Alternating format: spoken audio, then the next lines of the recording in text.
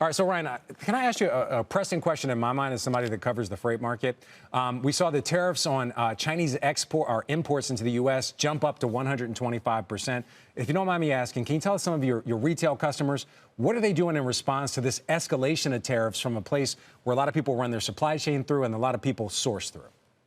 Yeah, it's about Flexport's one of the largest logistics companies in the United States especially for ocean freight imports from Asia. In fact, 35% of our volumes globally come on the China to U.S. trade lane. So we're pretty heavily impacted by this. Our customers are definitely reeling from it.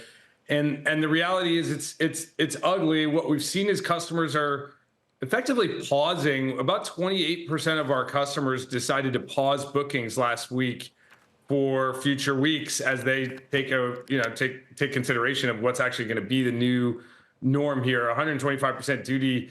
We'll see. A lot of what's happened is actually people pre-order. They knew this date was coming. They knew these higher duties were coming, and they said, hey, let's get as much inventory as we can ahead of time. And now they're kind of overstocked. So that's the main factor here. And then people are also just hoping for a deal to get cut. Now they're getting deals in the rest of the world as they pause here for 90 days. And there's some optimism. I wouldn't call it hope, but there's some, or I wouldn't call it optimism. I would call it hope. There's some hope that a deal would get done. You know, hope is eternal, Ryan. Hope is eternal. I don't know how people are feeling. Not that hopeful or optimistic, if I'm honest. But let me ask you about rates very quickly. You can't pay this duty. It's bad for the business model. Right. Can I ask you about rates very quickly? So trucking rates here in the U.S., they're up 3% year over year.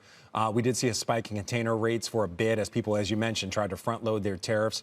Where do you see rates going from here? I know something that a lot of people I talk to are concerned about is essentially we're going to go from a freight recession to freight stagflation, where rates are higher but volumes are lower.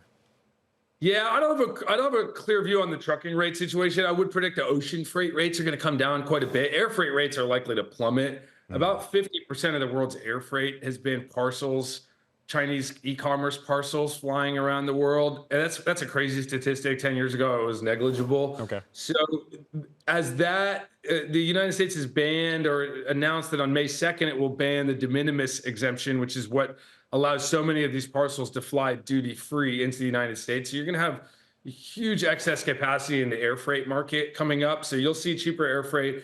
And then ocean freight, similar thing. I mean, if all these bookings flow through and all these cancellations flow through, you're going to have a lot less ocean freight. And these carriers, the ocean carriers, bought a ton of ships during COVID. So there's a massive new supply coming on board over the next year and a half. So yeah, it's going to be cheaper freight. Maybe that's some bullishness for customers as they're going through a lot with higher duties and all the other things that's happening in global logistics. At least there's some relief there. I want to move on to something else that you flagged to us. Coming up on April the 17th, the U.S. trade rep is expected to impose fees of up to $1.5 million per port call for ships that are made in China. Now, what is this going to do to shipping? A lot of ships are made in China. It's something that the president has flagged as a risk that we do so much production of ships and other things in China. How big of an impact is that going to have on companies across sectors? Yeah, so it really depends. So about a month ago, the U.S. Trade Representative Office announced that there would be this ruling, and they put out the kind of preliminary, here's what we're planning to do.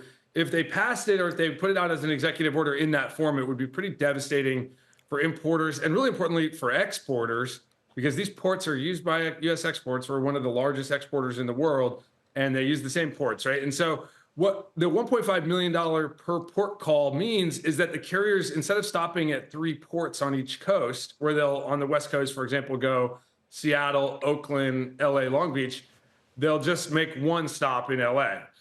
And that means Seattle and Oakland won't get the service, right? Because right, that's $4.5 million if you stop at all 3 ports, or you only have to pay 1.5 if you go to the major port. But overall, that sounds like it's inflationary, right? I mean, if you have to pay $1.5 million if you decide to stop at the 3 ports, that raises the cost of shipping. And if it's just at 1 port, you have to pay more once it gets on land to get it to the other place you need to get it to. Exactly. Now you're going to be paying for trucking all the way down from Seattle to LA. That's not cheap. There's going to be congestion at the port of LA, similar to what we saw during COVID. So hopefully they kind of come to their senses. This is just not good. You can't punish our exporters like that if your goal is to reindustrialize.